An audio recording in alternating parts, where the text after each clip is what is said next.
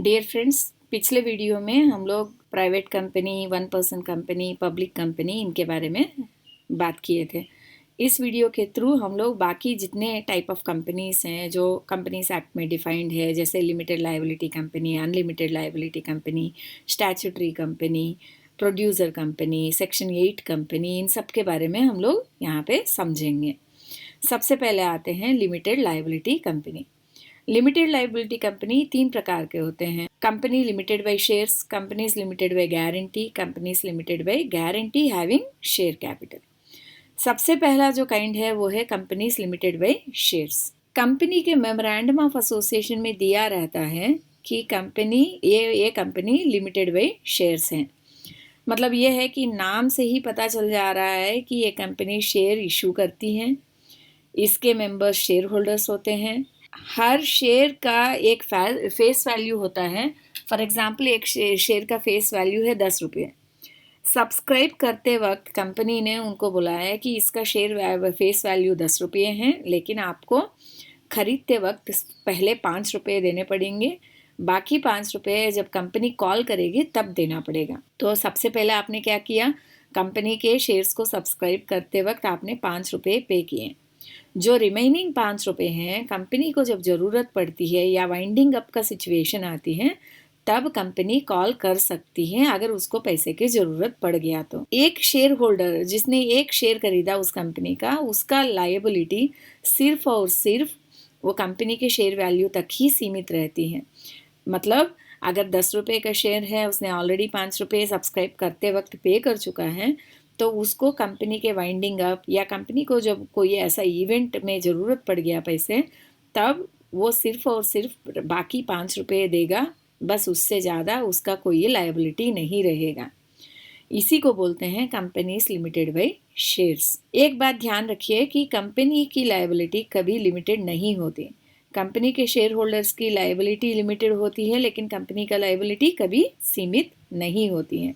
जब तक सारे डेट्स लायबिलिटीज चुकाएगी नहीं कंपनी, तो कंपनी कभी लायबिलिटी से डिस्चार्ज नहीं होगी। लेकिन शेयर होल्डर्स अपने जो पेमेंट जितना उनको करना है, जो अनपेड शेयर कैपिटल का, वो उतना पे करने के बाद वो अपने लायबिलिटी से डिस्चार्ज हो जाएगा। ये लायबिलिटी जो मेंबर्स की हैं, उसको जब तक कंपनी का एग्जिस्टेंस है तब तक कभी भी एनफोर्स कर सकते हैं, और कंपनी के वाइंडिंग अप प्रोसेस के दौरान भी कॉल फॉर कर सकते हैं कि शेयर होल्डर्स को कि आप अपना अनपेड शेयर कैपिटल दे दो। अब आते हैं अनपेड शेयर कैपिटल पे करने के लिए शेयर होल्डर्स से कंपनी को विधि के अनुसार और आर्टिकल्स ऑफ एसोसिएशन में दिए गए प्रोसीजर का अनुसार ही कॉल कर सकते हैं। कंपनी उनके अलावा अपने मन मर्जी से ये जो अनपेड शेयर कैपिटल को देने के लिए शेयर होल्डर्स के ऊपर प्रेशर नहीं लगा सकती है, या कानून ने जहाँ जहाँ अलाउ किया है या कहाँ जहाँ और जहाँ पे आर्टिकल्स ऑफ एसोसिएशन ने दिया हुआ है तभी वो कर सकती है, या वाइंडिंग अप के समय में ही कॉल कर सकती है। अब आते हैं second category, companies limited by guarantee. Company के मेमोरेंडम ऑफ एसोसिएशन में ही दिया हुआ रहता है कि ये कंपनी लिमिटेड बाय गारंटी है। इसका मतलब क्या है, जब कोई कंपनी का मेंबर बनता है तो वो मेमोरेंडम ऑफ एसोसिएशन के हिसाब से कंपनी को कमिट करता है कि एक पर्टिकुलर अमाउंट वो कंपनी को गारंटी करेगा। फॉर एग्जांपल मैं मेंबर बनना चाहती हूँ एक कंपनी लिमिटेड बाय गारंटी में, तो मुझे बोला जाएगा कि 50,000 तक तुमको गारंटी देना पड़ेगा कंपनी को। तो वो 50,000 जब वाइंडिंग अप होगा, वाइंडिंग अप का सिचुएशन होगा, कंपनी के डेट्स हैं, लायबिलिटी से उसको चुकाना पड़ेगा, तब कंपनी मेरे से 50,000 तक का ही पैसे मांग सकती है। वो हो सकता है कि कंपनी को ज़रूरत सिर्फ 10,000 है तो 10,000 मांगेंगी, 20,000 है तो 20,000 मांगेंगी, लेकिन किसी भी हालत में 50,000 से ज़्यादा मांग नहीं सकती हैं, क्योंकि मैंने कंपनी को 50,000 तक ही गारंटी दिया था जब मैं मेंबर बनी थी। तो इसमें कुछ और भी कंडीशंस है कि कब जो हैं आप लायबल होंगे, कब लायबल नहीं होंगे। जब आप कंपनी के मेंबर हैं उसी टाइम पे वाइंडिंग अप का सिचुएशन आया, तब आप लायबल होंगे, कंपनी को पे करना पड़ेगा, गारंटी जितना गारंटीड अमाउंट है उतना पे करना पड़ेगा। आप कंपनी के मेंबर माने वाइंडिंग अप के डेट से 1 साल के अंदर अंदर ही आप कंपनी के मेंबरशिप से हट गए, तब आपको पे करना पड़ेगा। मतलब जो डेट वाइंडिंग अप का है उसके 1 साल के अंदर अंदर ही आपका मेंबरशिप सीज हो गया, तब आपको कंपनी के डेट्स एंड लायबिलिटीज़ को पे करने के लिए अपना गारंटीड अमाउंट को देना ही पड़ेगा।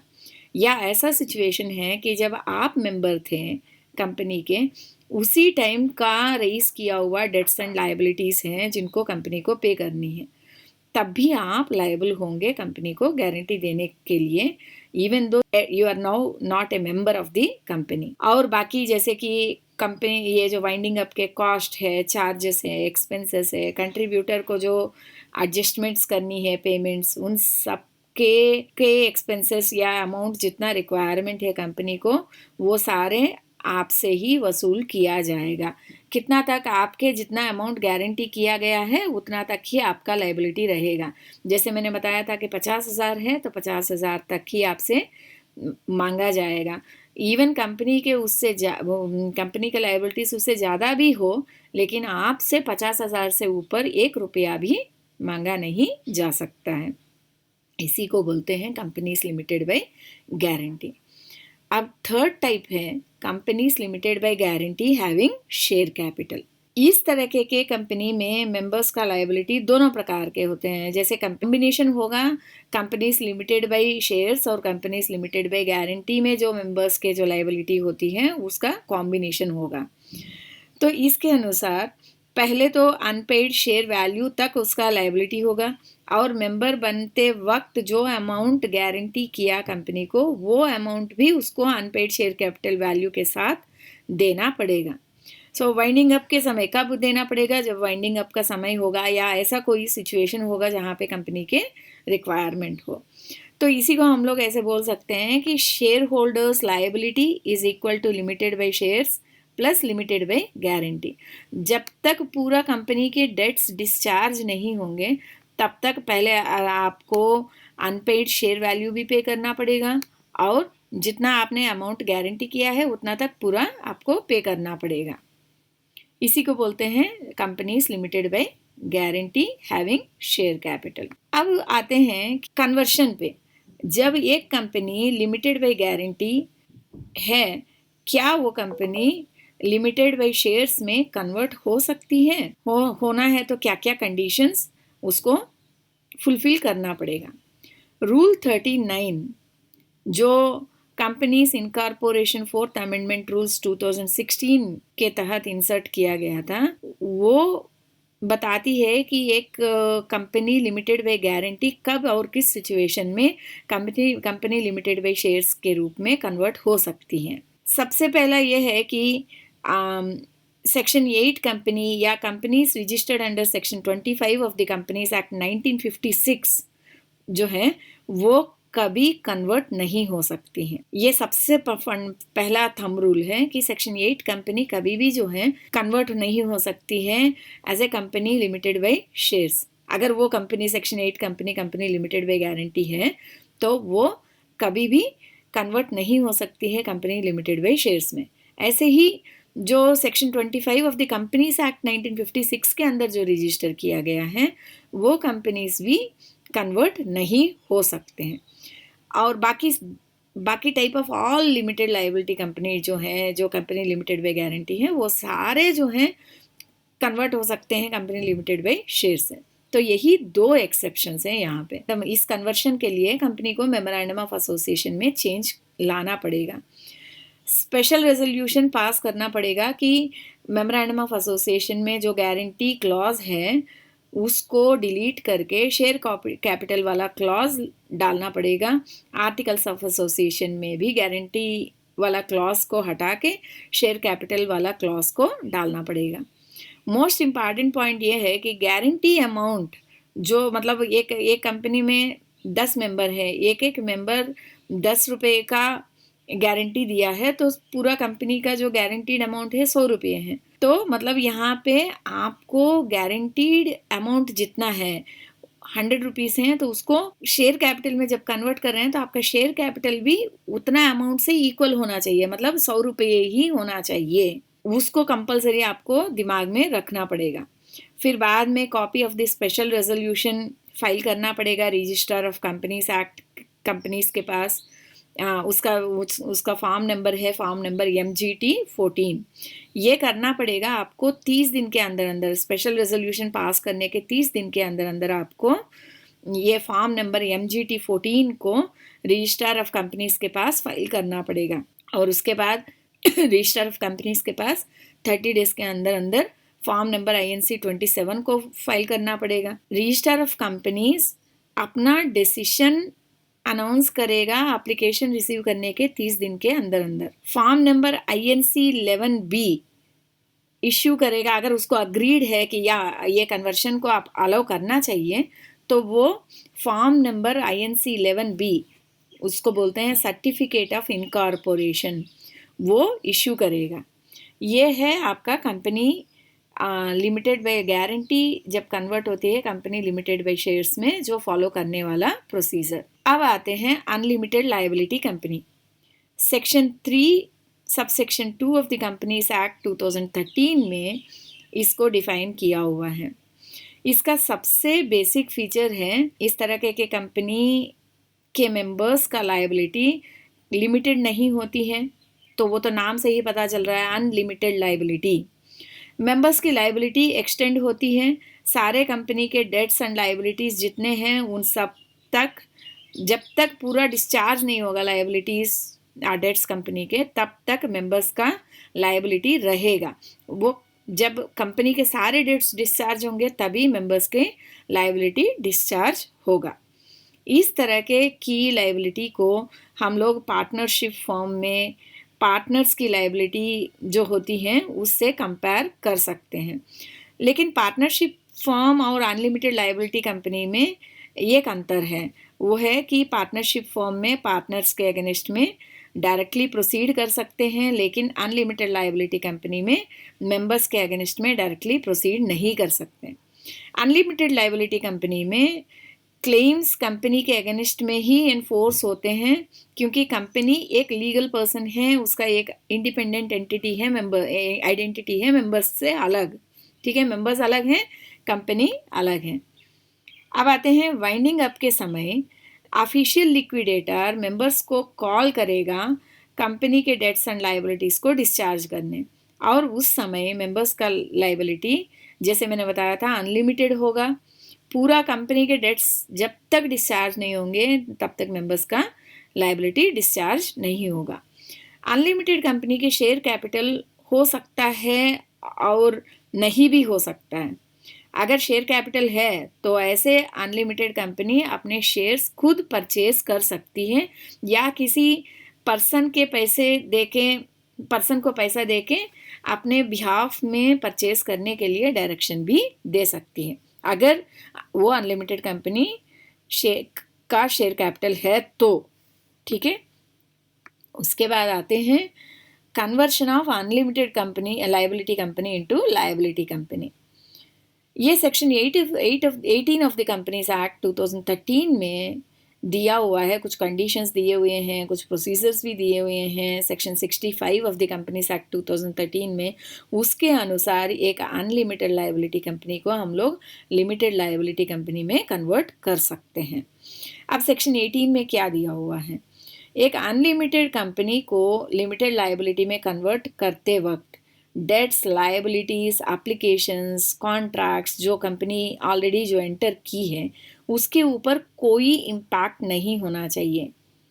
ठीक है, उसका वो जो डेट्स है, लायबिलिटीज है, एप्लीकेशन है, कॉन्ट्रैक्ट्स में उसमें कोई तरीके के मॉडिफिकेशन नहीं होना चाहिए ये कन्वर्शन से। उस कंडीशन में ही एक unlimited liability company limited liability company में कन्वर्ट हो सकती है। अब आते हैं सेक्शन 65 जिसमें कुछ प्रोसीजर दिया हुआ है कि एक अनलिमिटेड लायबिलिटी कंपनी जिसका शेयर कैपिटल है वो resolution for registration as a limited liability company pass करके nominal amount of its share capital को इंक्रीज करके कन्वर्ट कर सकती है। लेकिन इसमें एक कंडीशन है कि इंक्रीज्ड शेयर कैपिटल को ये specified portion of its uncalled share capital को तभी कॉल कर सकती है जब कंपनी वाइंडिंग अप स्टेज में है। फिर से मैं रिपीट कर रही हूँ, अगर वो अनलिमिटेड कंपनी का शेयर कैपिटल है तो वो कंपनी एक रेजोल्यूशन फॉर रजिस्ट्रेशन पास करेगा कि हम अपनी कंपनी को लिमिटेड लायबिलिटी कंपनी में कन्वर्ट करना चाह रहे हैं। वो रेजोल्यूशन पास करने के बाद nominal amount of the share capital को इंक्रीज करके अपने आप को लिमिटेड लायबिलिटी कंपनी में कन्वर्ट कर सकती है। लेकिन जो इंक्रीज्ड शेयर कैपिटल है उसका जो स्पेसिफाइड पोर्शन, उसको जिसको बोलते हैं हम लोग अनकॉल्ड शेयर कैपिटल, को तभी कॉल कर सकते हैं जब कंपनी वाइंडिंग अप के स्टेज में है। अब आते हैं प्रोसीजर ऑफ कन्वर्शन को देखते हैं। क्या प्रोसीजर दिया हुआ है कन्वर्शन के लिए? तो rule 37 of the companies incorporation rules 2014, जिसको companies incorporation third amendment rules 2016 के तहत इंसर्ट किया गया है, उसमें दिया हुआ है कि एक अनलिमिटेड लायबिलिटी कंपनी जब लिमिटेड लायबिलिटी कंपनी में कन्वर्ट होती है तो क्या क्या प्रोसीजर फॉलो करनी है। एक स्पेशल रेजोल्यूशन सबसे पहले पास करना पड़ेगा कि भाई हम कन्वर्शन करना चाह रहे हैं। तो वो पास करने के 7 दिन के अंदर आपको न्यूज़पेपर्स में इंग्लिश और लोकल न्यूज़पेपर्स, कोई भी 2 न्यूज़पेपर्स में जो उस डिस्ट्रिक्ट में सर्कुलेट होती है जहाँ पे कंपनी के रजिस्टर्ड ऑफिस लोकेटेड हैं, तो उसमें पब्लिश कराना पड़ेगा और वो नोटिस को कंपनी के वेबसाइट में डालना पड़ेगा और वो नोटिस के कॉपी को क्रेडिटर्स को, डिवेंचर होल्डर्स को देना पड़ेगा।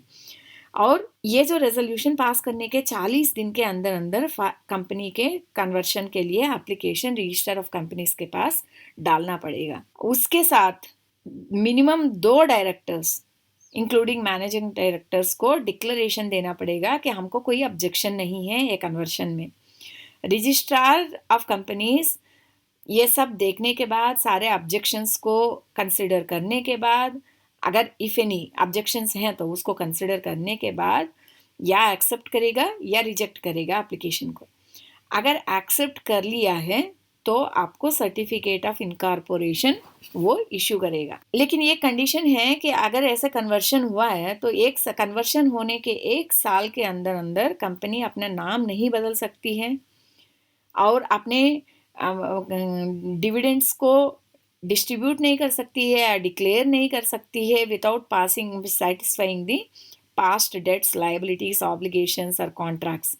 जितने जो कन्वर्शन के पहले के जितने डेट्स हैं, लायबिलिटीज़ हैं, ऑब्लिगेशंस हैं, कॉन्ट्रैक्ट्स हैं, उनको डिस्चार्ज किए बिना वो डिविडेंड्स को डिस्ट्रीब्यूट भी नहीं कर सकती है, डिक्लेयर भी नहीं कर सकती है कन्वर्शन के 1 साल के अंदर अंदर। ये है कंपनी के एक अनलिमिटेड लायबिलिटी कंपनी जब लिमिटेड लायबिलिटी कंपनी में कन्वर्ट होती है उसका प्रोसीजर। कन्वर्शन कब पॉसिबल नहीं होगा?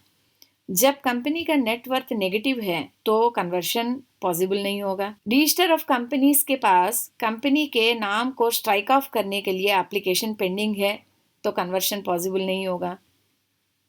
कंपनी अगर डिफॉल्टर है in terms of annual returns और फाइनेंशियल स्टेटमेंट, तब कन्वर्शन पॉसिबल नहीं होगा। कंपनी के अगेंस्ट में वाइंडिंग अप का प्रोसीडिंग पेंडिंग है या पिटीशन पेंडिंग है तो कन्वर्शन पॉसिबल नहीं होगा। और जब अरियर्स ड्यू डेट के 6 मंथ्स तक भी रिसीव नहीं होता है, कंपनी के अरियर्स ड्यू डेट के 6 मंथ्स तक भी रिसीव नहीं होता है, तब भी कन्वर्शन पॉसिबल नहीं होगा। जब कोई इंक्वायरी, इंस्पेक्शन और इन्वेस्टिगेशन पेंडिंग है कंपनी के अगेंस्ट में, तब कन्वर्शन होना पॉसिबल नहीं है। ये सारे एक अनलिमिटेड लायबिलिटी कंपनी जब लिमिटेड लायबिलिटी में कन्वर्ट होती है तो उसके जो कनेक्टेड प्रोसीजर्स, कंडीशंस, ये सब हैं। अब आते हैं स्टैट्यूटरी कंपनी के बारे में। ये एक और टाइप ऑफ कंपनी है। लेजिस्लेचर एक स्टैट्यूट पास करके कंपनी को एस्टैब्लिश करती है, उसको हम लोग स्टैट्यूटरी कंपनी बोलते हैं। एग्जाम्पल्स हैं LIC, RBI, ONGC। इनका कोई मेमोरेंडम ऑफ एसोसिएशन होने का मैंडेट नहीं है, हो भी सकती है, नहीं भी हो सकती है। Provisions of companies act in statutory companies में एप्लीकेबल तब तक होगा जब तक वो पेरेंट लेजिस्लेशन जिसके तहत वो कंपनी बनी है उससे इनकंसिस्टेंट नहीं होगा या उससे कॉन्फ्लिक्ट में नहीं आएगा। तो मतलब कंपनीज एक्ट के प्रोविजंस जब तक जो पेरेंट लेजिस्लेशन है जिसके तहत वो कंपनी बनी है या फॉर्म हुई है उससे हार्मोनियसली जाएगा या बिना कोई कॉन्फ्लिक्ट का चलेगा, तब तक कंपनीज एक्ट के प्रोविजंस उस कंपनी में के ऊपर लागू होंगे। जब कॉन्फ्लिक्ट है तो पेरेंट लेजिस्लेशन के प्रोविजंस अपर हैंड लेंगे कंपनीज एक्ट के प्रोविजंस के ऊपर। अब स्टैट्यूटरी कंपनी के फीचर्स क्या हैं? ये तो स्टेट ओन्ड होती हैं या स्टेट जो है उसके को शेयर कैपिटल को सब्सक्राइब करने के लिए फुल सपोर्ट दे रही है। ये स्टेट का ओन्ड कंपनी है लेकिन कंपनी के एम्प्लॉयज को गवर्नमेंट सर्वेंट्स नहीं बोला जाएगा। फाइनेंशियल ऑटोनॉमी रहेगा, independent financial autonomy, free from the control of the state. मतलब control of the state here in the sense independent रहेगा, कंट्रोल रहेगा, लेकिन स्टेट का प्रॉपर्टी नहीं बोला जाएगा। Not managed under any kind of accounting, budget and audit. अगर जरूरत पड़ा तो they can borrow the money from the government. ये जो कंपनीज हैं वो आंसरेबल होंगे लेजिस्लेचर को। अगर ये ऐसे कंपनी स्टेट लेजिस्लेचर के तहत आया है तो उस स्टेट लेजिस्लेचर को आंसरेबल होंगे। Central legislation that is the parliament based law के तहत आया है तो पार्लियामेंट को आंसरेबल होंगे। उनको फ्रीडम रहेगा in terms of the internal management, running of the operations, ये सब। लेकिन जब कंपनी के एक्शंस के बारे में उसको आंसरेबल करने पड़ेगा टू द लेजिस्लेचर जिसने उसको क्रिएट किया है। अब आते हैं एक और टाइप ऑफ कंपनी, वो है एसोसिएशंस नॉट फॉर प्रॉफिट। इसी को हम लोग बोलते हैं सेक्शन 8 कंपनी या निधि कंपनी भी हम लोग इसको बोलते हैं। ये एक लिमिटेड कंपनी होती है। इसके ऑब्जेक्टिव होता है, इस कंपनी के फॉर्मेशन का ऑब्जेक्टिव होता है कि promotion of commerce, art, science, sports, education, research, social welfare, religion, charity, protection of environment, ऐसा कोई सोशल ऑब्जेक्टिव रहेगा।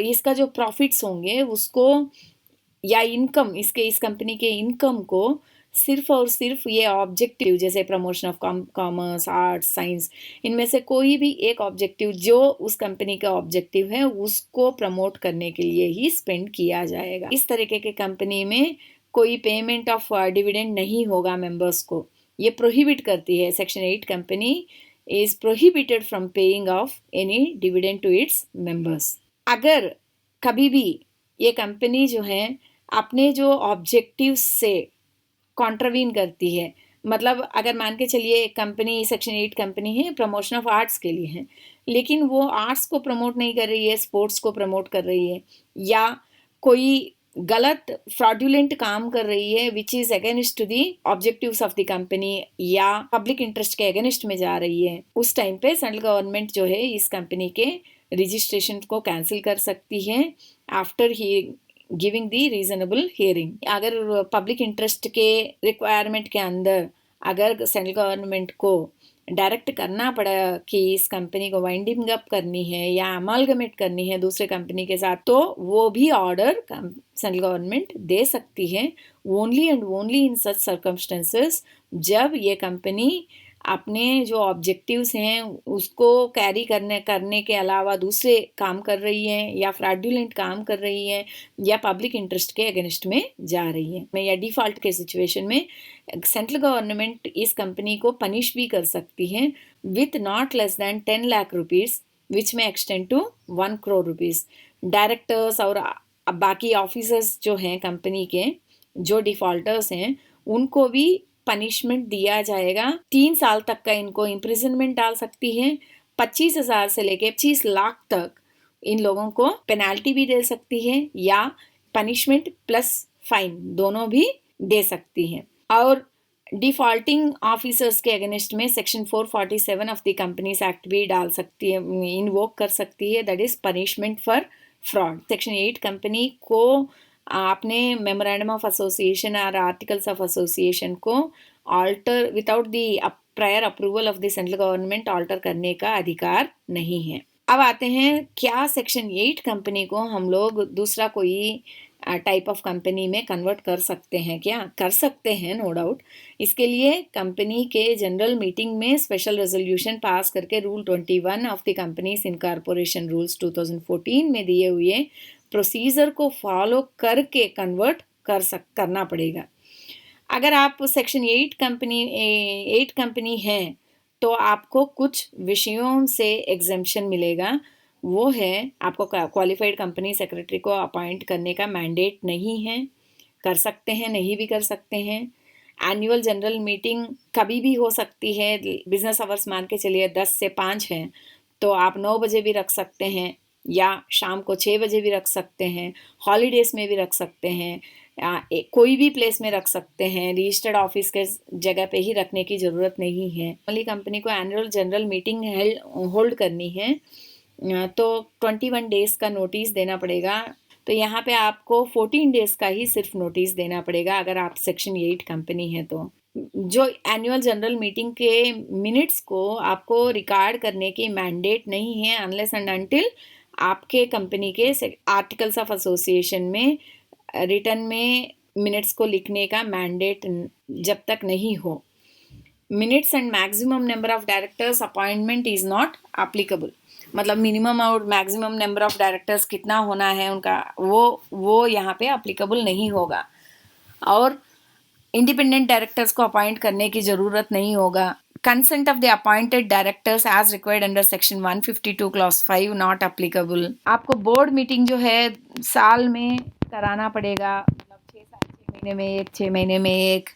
और कोरम फॉर बोर्ड मीटिंग जो है आपका इधर 8 मेंबर्स और 25% of the total strength which ever is less, लेकिन बट नॉट लेस देन 2 से कम नहीं होना चाहिए, 8 आपको रहना चाहिए, या 25% ऑफ द टोटल स्ट्रेंथ हो तो भी चलेगा, which ever is less. Next आते हैं गवर्नमेंट कंपनीज के पास। सेक्शन 2 सब सेक्शन 45 में गवर्नमेंट कंपनी का डेफिनेशन दिया गया है। इसके तहत गवर्नमेंट कंपनी मीन्स जो कंपनी जिनका paid up share capital 51% of the paid up share capital अगर सेंट्रल गवर्नमेंट या स्टेट गवर्नमेंट और partly by the central government और पार्टली बाय वन और मोर स्टेट गवर्नमेंट्स अगर होल्ड कर रही हैं तो उसको हम लोग गवर्नमेंट कंपनी बोलते हैं। मतलब यहाँ पे not less than 51% of the paid up share capital, वो सबसे इंपॉर्टेंट पॉइंट है। Not less than 51% of the share capital अगर गवर्नमेंट, सेंट्रल गवर्नमेंट या स्टेट गवर्नमेंट और 2 या 3 स्टेट गवर्नमेंट या सेंट्रल गवर्नमेंट कुछ और कुछ स्टेट गवर्नमेंट्स अगर होल्ड कर रही है तो उसको हम लोग गवर्नमेंट कंपनी बोलते हैं। एक गवर्नमेंट कंपनी के सब्सिडरी को भी हम लोग गवर्नमेंट कंपनी ही ट्रीट करते हैं, चाहे वो गवर्नमेंट कंपनी हो लेकिन उसका एक सेपरेट लीगल एग्जिस्टेंस और आइडेंटिटी होगा। एम्प्लॉइज ऑफ द कंपनी को हम लोग गवर्नमेंट एम्प्लॉइज नहीं बोलते हैं। यहाँ पे क्या है कि गवर्नमेंट कंपनी का कंडीशन अलग है। यहाँ पे स्टेट लेजिस्लेचर से या सेंट्रल लेजिस्लेचर से पास किया हुआ लॉ के तहत उसको घटित करने की जरूरत नहीं है।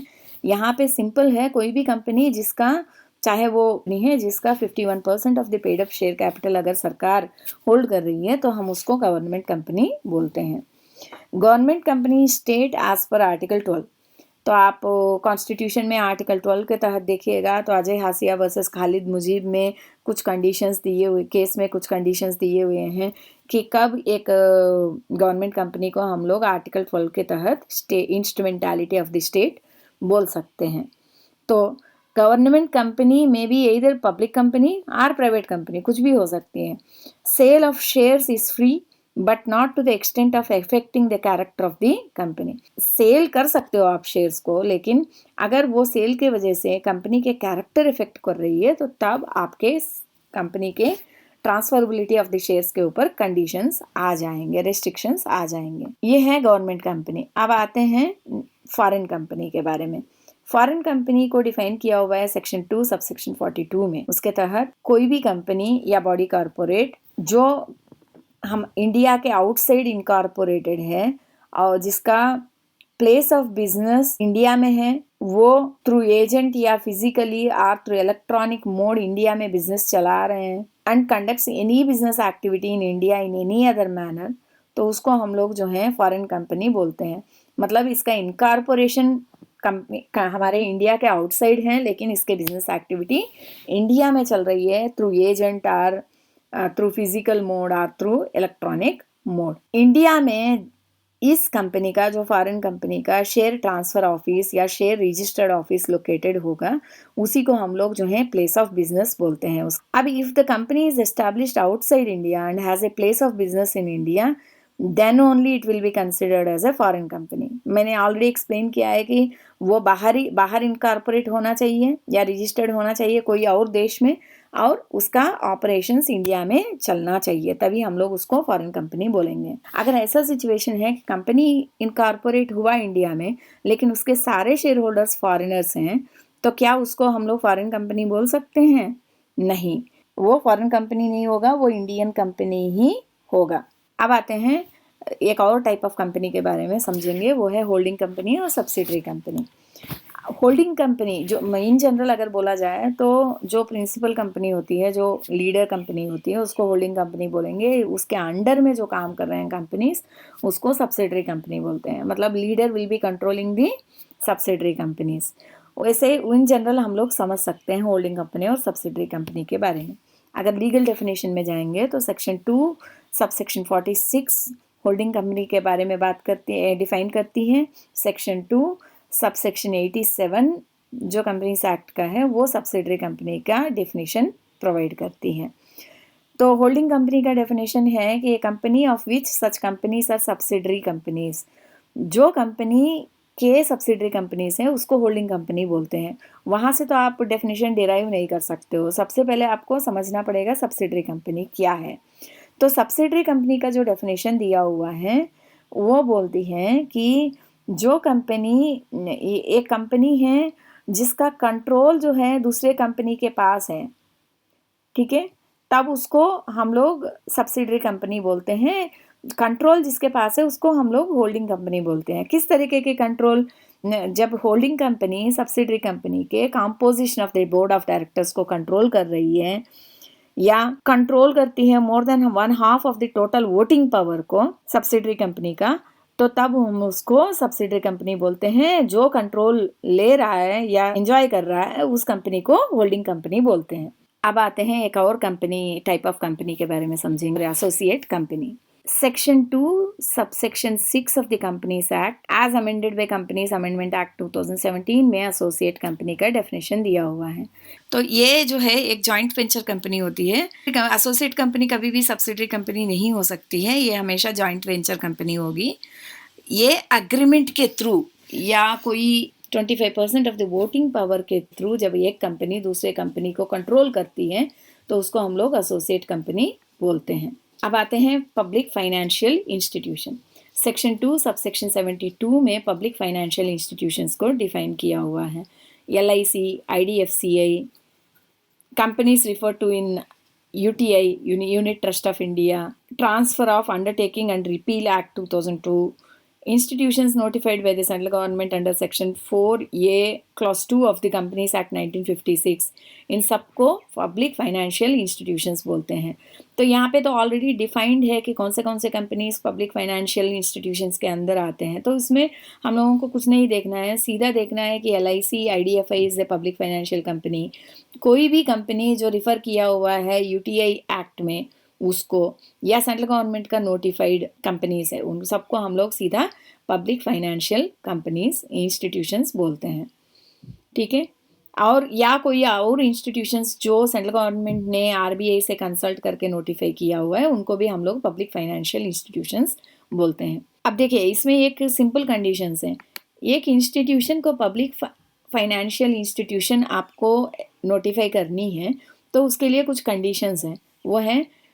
वो इंस्टीट्यूशन को सेंट्रल या स्टेट एक्ट से कॉन्स्टिट्यूट किया होना कंपलसरी है, और not less than 51% of the paid up share capital वो कंपनी का हेल्ड या controlled by the central government और स्टेट गवर्नमेंट है, या दोनों हैं, तभी उसको पब्लिक फाइनेंशियल इंस्टीट्यूशन बोल सकते हैं। इसी को हम लोग गवर्नमेंट कंपनी के साथ भी कनेक्ट कर सकते हैं।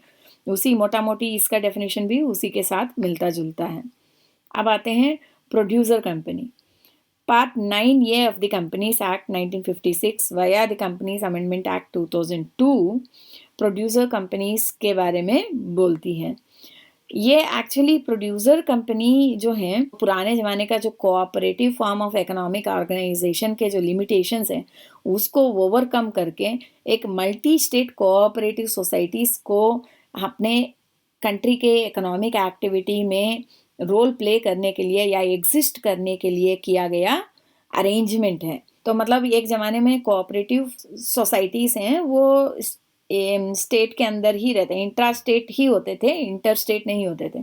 तो एक इंटर स्टेट या मल्टी स्टेट कोऑपरेटिव सोसाइटीज़ का को एस्टैब्लिश करके मेन स्ट्रीम में उनके इकोनॉमिक एक्टिविटीज़ को लाने के लिए किया गया एक प्रयत्न है। ये part 9A of the companies act 1956। earning of profit by emphasizing on active membership, distribution of patronage bonus और अदर डायरेक्ट बेनिफिट्स मिल जाएं और स्कीम एक्टिविटी ऐसे हो जाएं कि कॉरपोरेट कल्चर आए, इसमें CEO आ जाएं, marketing, research, technical services, training, ये सब इसमें आ जाएं। मतलब मॉडर्न कॉरपोरेट एक्टिविटीज़ सारे एक प्रोड्यूसर कंपनी परफॉर्म कर पाएँ। लेकिन प्रोड्यूसर कंपनी में देखिए इसमें कुछ कंडीशंस हैं इसको इनकॉर्पोरेट करने के लिए। वो है कि 10 या 10 से ज़्यादा प्रोड्यूसर्स मिलके प्रोड्यूसर कंपनी को इस्टेब्लिश कर सकते हैं, या 2 या 2 से ज़्यादा प्रोड्यूसर इंस्टीट्यूशंस जो हैं मिलके प्रोड्यूसर कंपनी को इस्टेब्लिश कर सकते हैं, या कॉम्बिनेशन ऑफ 10 और more individuals and producer institutions. Individual producers भी हो सकते हैं और प्रोड्यूसर इंस्टीट्यूशंस सारे मिलके भी एक प्रोड्यूसर कंपनी को एस्टैब्लिश कर सकते हैं।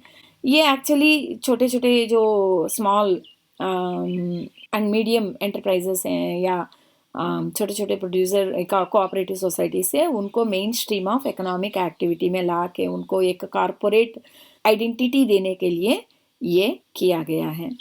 यही डिफरेंट टाइप ऑफ कंपनीज हैं जो कंपनीज एक्ट में डिफाइंड है।